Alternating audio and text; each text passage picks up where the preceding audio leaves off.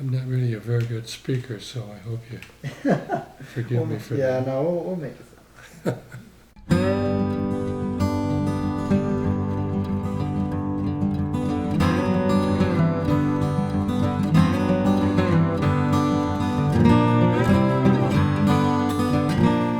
Well, I'd just like to say thank you very much for giving me the honor of speaking to you. My name is John Ermatinger, and I'm from a family that originated in Switzerland.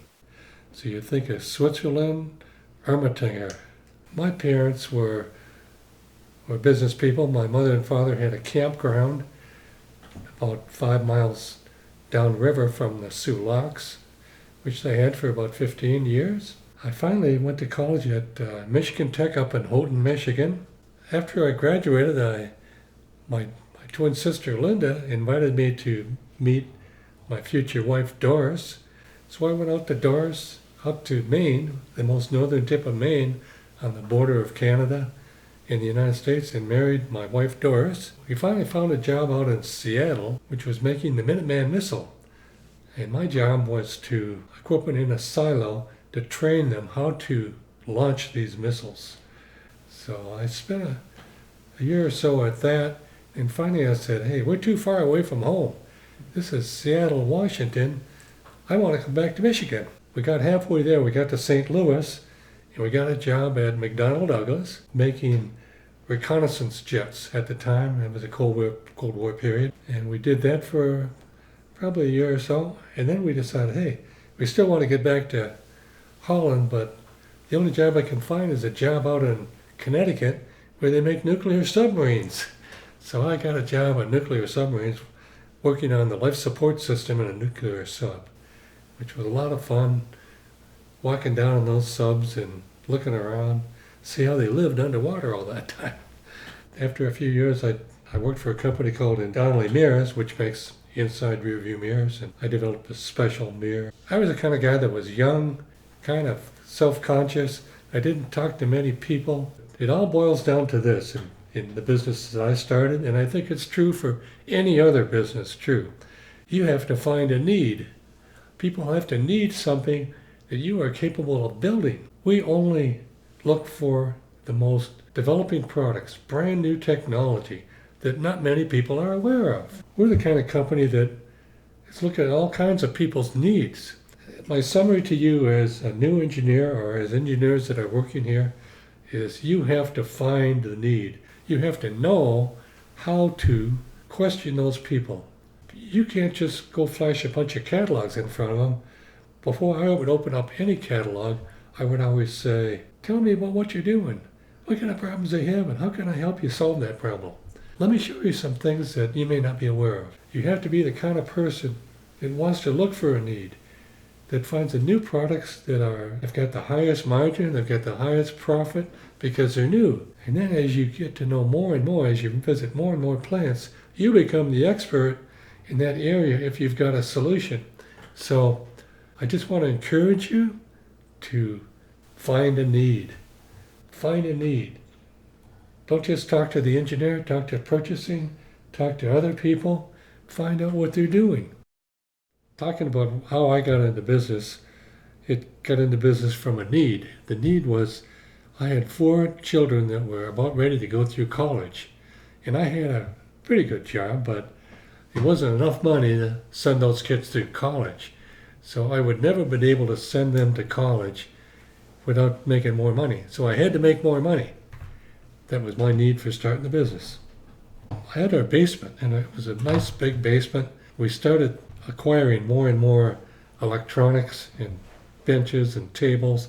One of the needs that we encountered was the need to build more advanced control panels and automation for the manufacturing that was coming about. We needed some photocells and some proximity sensors, things like that, in order to work on some of the panels we had. And it wasn't a short time later after I was looking at those that some of the higher ups at Kendall Electric come over and visited me at our basement, at our home. And they said, how'd you like to pick up Banner and Turk? We see that you've been asking about it. They thought to themselves, they said, this would be good. because you're just getting started, and we don't want a bigger guy coming in here and taking over. So we're going to promote you. And to have a company like that allow you to become a partner and still compete with you, that was great. I had a company up in Muskegon that said, hey, you've got variable speed equipment. We got a job for you. Just that was a big job that really said, hey, you can build control panels that people want. And there's a lot of people out there that need them. And at that time, there weren't very many people that were skilled at building them. I'd always say, Doris, we have enough money to do this? She'd say, well, I think you got this much. And she was always right. So we went from repairing equipment to building control panels and then to selling products that go in machinery. We originally called ourselves Industrial Control Service. Industrial Control Service because we repaired things. Finally, our friends from up north in Muskegon that started all this wire machinery, he always called us Industrial Control. So I thought, well, that's good. We'll go with Industrial Control. He liked that name too. So that's what happens, but you're continually trying to look different. You want to find unique. You want to show people your uniqueness. It just happens that we were in the first initial stages of machinery automation. There was machinery automation, but it was with relays, with limit switches, practically obsolete things. And these guys are saying, wow, this was my first advertisement in a newspaper.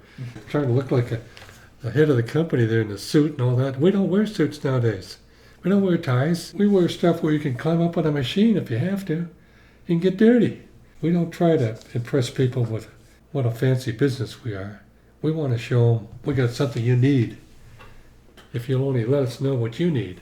When I started the business, I realized that I was going to have to go out and visit customers. And my first trip to Grand Rapids, I got lost. I know nothing about Grand Rapids. My first problem was, how do you find all these places? And all you had was phone numbers of some customers you'd looked up and say, hey, I understand you're a manufacturing engineer for the company. Yeah. I said, well, you got any areas where you're being challenged by automation? A lot of times with automation, you could have 10 or 15 different products, and which one is the best for your application? You first focused on what's in your local area. I focused on Holland because all the other guys were in Grand Rapids and nobody had been in to see them. I was the first one to see them and really create an impression. So you today have so many marvelous opportunities to find new customers. But what you have to find is customers and what their need is. That's more important. We were in our basement.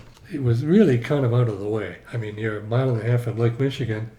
You're 20 miles from Grand Rapids and even 5 miles away from Holland. And as we were hiring people, that was a long ride to get over here too. So we decided to move out of our basement. Basically, we found this business downtown Holland, and it was formerly a store. That store shut down. It was very close access to Grand Rapids and Holland right at their highway system. So that was a big step. It was 2,000 square feet. Was it 2,000? Okay, that sounds good. Is that what we have now? No, we got 12,000 now. We hired this guy, Matt Pinter. His father was a contractor. He said, you got to really move out of this place. In order to expand from where you are now, you've got to build a new building, build a larger building.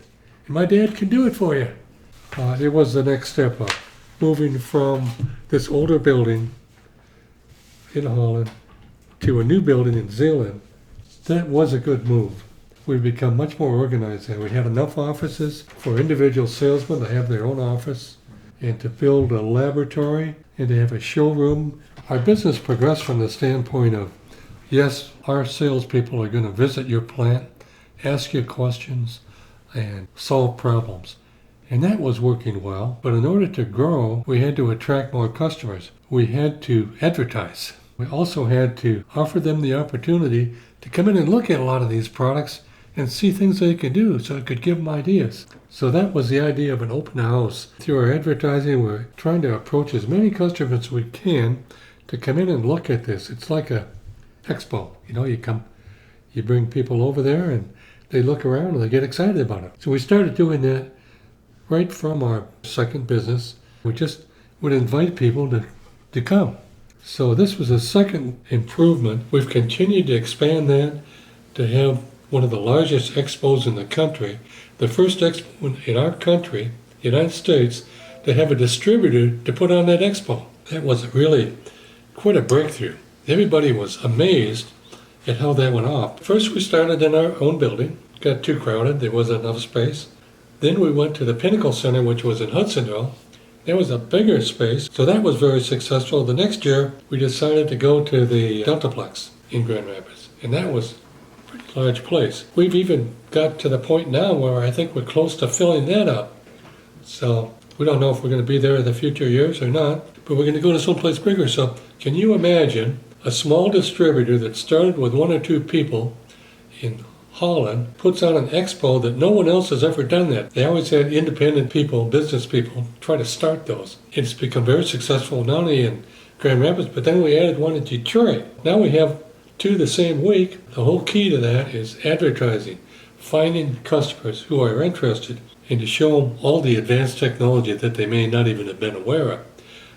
You can walk up to a robot, and if you touch it, it stops. Things like that. We are a unique distributor in the United States. There is no other distributor that has as much advanced technology as we do.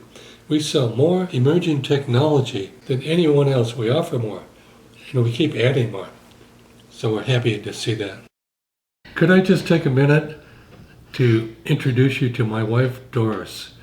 Her original name was Doris Long. She's from Fort Kent, Maine, the most northern tip of Maine.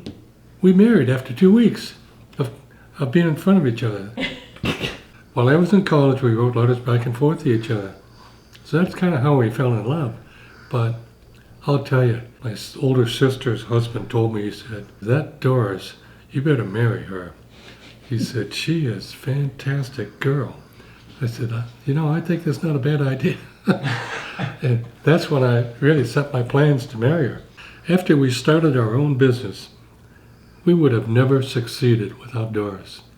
This gal has got a tremendous accounting mind. We would have never made it without her. I would have never made it without her. I know that. And even today, I count on her so much. Thank you, dear. Okay. Well, when we got married, we moved to Seattle.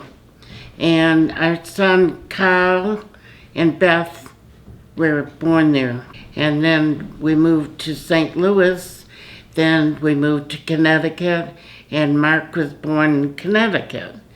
And then finally, when we moved to Holland, Jeannie was born in Holland. The business is 45 years old this month, 1975. He worked at Donnelly, and we had 4 kids, and he said, I want to start a business. And I said, what? And he said, I want to start a business because we have to send our kids to college. So we built this house in 1974, started the business 1975. Very quickly, we realized that I was going to have to work. So I ended up doing painting and wallpapering because nobody knew how to do it here in Holland. And so I did that for 2 years. And then I would come home and then I would work on John's business in the evening. And of course, at that time, we had no computer, no internet, nothing like that. Typewriter. I had a typewriter. And I had to do all the bills, typing, everything. All the work had to be done that way. After 2 years, we were doing enough that I could quit doing wallpapering. But then after that, then I worked for John full-time, starting downstairs. Had a cat that was in my in-basket. So we had a few people visiting us, but not too many at that time. Our daughters and sons all worked in the business. They come home from school and they had to stock the shelves and they had to do literature, do labels, bring stuff to John at work. They've been kind of involved in the business for the whole 45 years. Over the years, we've had numerous open houses numerous seminars and workshops. We had a lot of relatives work for us at the time, as John's sister worked for us, son-in-law, daughter-in-law, all that. So the family has been very involved in the business from the beginning. John and I kind of retired in 2002 or 3, and the boys took over, and then we had 3 or 4 years that were really tough. Didn't know if they were going to make it or not.